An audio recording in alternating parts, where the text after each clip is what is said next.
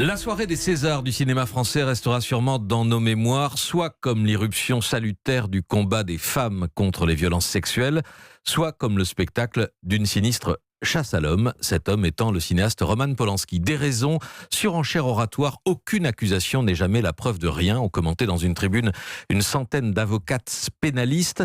D'accord pour la présomption d'innocence, leur ont répondu un collectif de femmes juristes. Mais comment fait-on quand le système pénal est en échec? Bonjour Caroline Mécari. Bonjour. Avocate engagée pour les droits des femmes et des personnes LGBT, vous avez signé la 2e tribune. Bonjour Claire Doublier. Bonjour. Avocate pénaliste, féministe.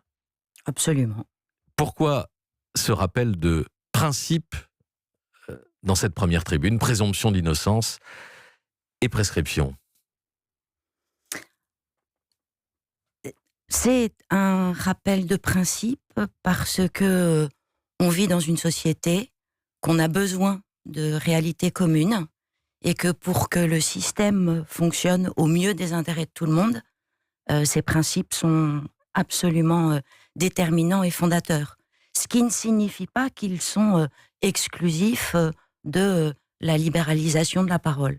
Simplement, il ne faut pas oublier que pour que la justice puisse exister, il faut qu'il y ait un respect des principes et un respect des règles de preuve. Et ce qui est un peu difficile dans le cadre du débat aujourd'hui, c'est que on est sur un sujet qui est tellement brûlant que dès qu'on prend la parole, il y a une totale stigmatisation de ce qu'on dit et de ce qu'on pense. Et à titre d'illustration, j'ai découvert en ouvrant Libération jeudi matin que parce qu'on était signataire d'une tribune où on venait rappeler des principes d'État moderne, nous étions misogynes. Et j'avoue que c'est un peu difficile dans ces conditions de pouvoir s'exprimer tranquillement, sereinement et de faire avancer les choses.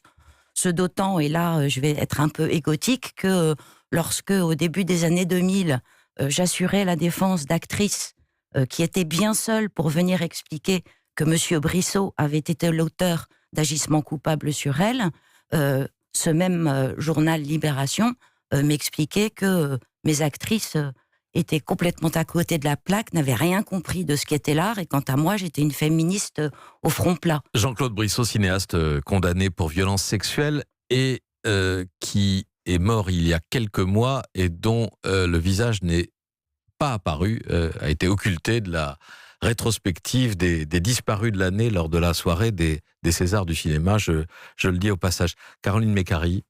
Écoutez, on peut comprendre bien sûr la défense des grands principes de droit que sont la présomption d'innocence ou le droit à la prescription, c'est-à-dire le droit à l'oubli.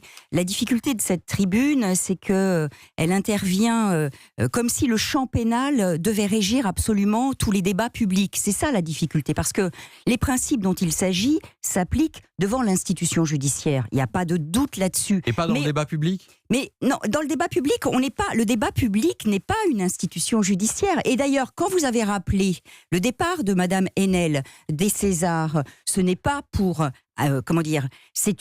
son départ est lié à ce qu'elle a ressenti comme étant un crachat face à ce qu'elle la position qui est la sienne, c'est-à-dire comment une institution comme les Césars en vient à récompenser un homme dont on sait qu'il a été condamné pour des violences.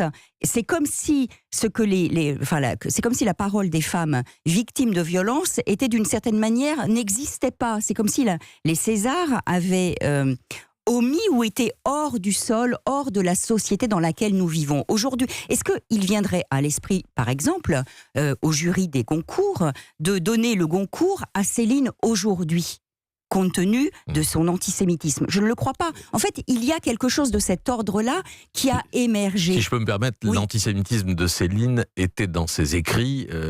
Les comportements privés de Roman Polanski ne sont pas dans ses films. Mais peu importe. Là, vous mettez la question, le doigt sur le débat. Peut-on séparer l'homme de son œuvre? Comme le dit très bien Virginie Despentes, est-ce que je dois laisser la femme qui a été violée à la porte de mon bureau lorsque j'écris un livre? Non. Il y a quelque chose on ne peut pas faire de distinction de cette manière-là. Et donc, cette tribune a été ressentie, et c'est la raison pour laquelle moi j'ai signé une tribune qui vient expliquer justement que le principe de la présomption d'innocence ou le droit à la prescription, ils sont des principes qui s'exercent dans le champ de l'institution judiciaire. Mais au nom de ces principes, on ne peut pas empêcher le débat public. Que je sache, Madame Haenel n'a pas dit qu'on ne devait pas aller voir le film de Monsieur Polanski. Elle ne dit pas cela. Elle dit simplement, vous César, quand vous remettez ce prix, au fond vous faites injure aux femmes qui sont victimes et qui dénoncent non pas le fait d'être victime à titre individuel, mais comment structurellement on est dans une société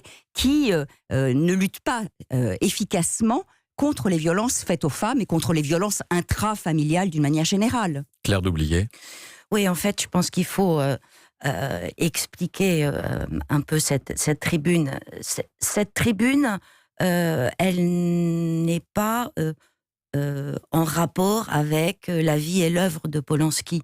Il en est question tout de même. Voilà. Il en est question. Et vous rappelez d'ailleurs dans cette tribune les paroles de la seule victime avérée de Roman Polanski, qui a fait l'objet d'une condamnation, Samantha Gainer, qui a fait l'objet d'une condamnation à Los Angeles, aux États-Unis, en 1977. Mais le débat, il est ailleurs.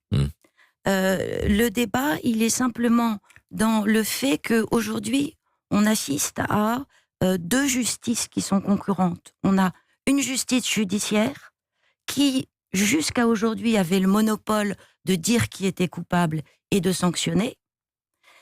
En contrepartie de ce monopole, on offrait des garanties à toutes et à tous. Et l'émergence aujourd'hui d'une justice qui est une justice via des réseaux sociaux, où une parole, en elle-même, résume une mise en cause, une accusation, une dénonciation, un jugement et une condamnation sociale. Ce que vous appelez le tribunal de l'opinion. Mais en fait, et c'est là-dessus qu'on doit tous réfléchir. Et quand ma consoeur vous dit que la présomption d'innocence n'a pas à avoir une réalité dans le cadre du débat social, moi je comprends parfaitement que pour des raisons historiques, des femmes viennent aujourd'hui dire leur vérité. Mais il n'en demeure pas moins qu'on n'a pas à mettre sous le tapis les conséquences que cette liberté d'expression et le relais qui en est fait par les réseaux sociaux peuvent avoir sur le débat général. Et je pense notamment à la situation aujourd'hui de Woody Allen, par exemple. Moi, je déplore qu'aujourd'hui, Woody Allen ne puisse pas voir son livre édité. Claire Doublié, Caroline Mécari, vous répondez dans une minute après une pause.